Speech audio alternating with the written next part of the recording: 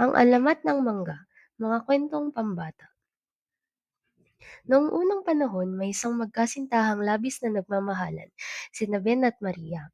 Sila ay kilala sa kanilang nayon dahil sa kanilang busilak na puso at katapatan sa isa't isa.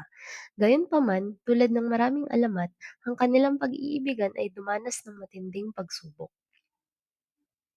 Isang araw, dinapuan ng misteryosong karamdaman si Maria.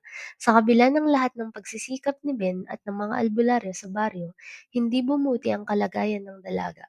Sa kanyang huling sandali, hiniling ni Maria kay Ben na ibaon ang kanyang puso sa kanilang paboritong tambayan upang manatili siyang malapit sa kanya habang buhay. Puno ng lumbay na tinupad ni Ben ang huling kahilingan ni Maria. Lumipas ang mga araw at sa mismong lugar kung saan ibinaon ang puso ni Maria, may sumibol na isang kakaibang puno. Ang mga dahon, mahahaba at tila nagdidilim sa lunti ang kulay. Ang bunga, hugis puso, kulay berde noong una, ngunit nagiging ginto kapag hinog na.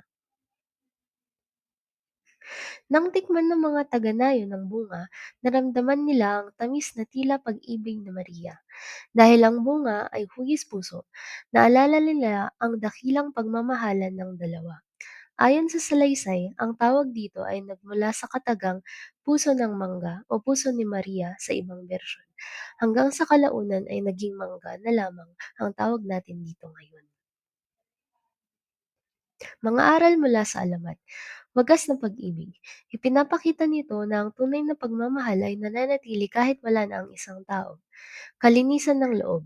Ang tamis ng mangga ay sumasagisag sa kabutihan ng puso ni Maria. Pagpapahalaga sa pangako, ang pagtupad ni Ben sa huling habilin ni Maria ang nagbunga ng biyayang tinatamasa natin ngayon.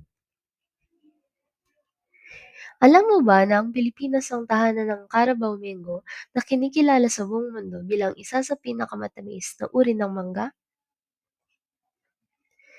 Salamat! Hanggang sa muli, mga kwentong pambata. Please subscribe.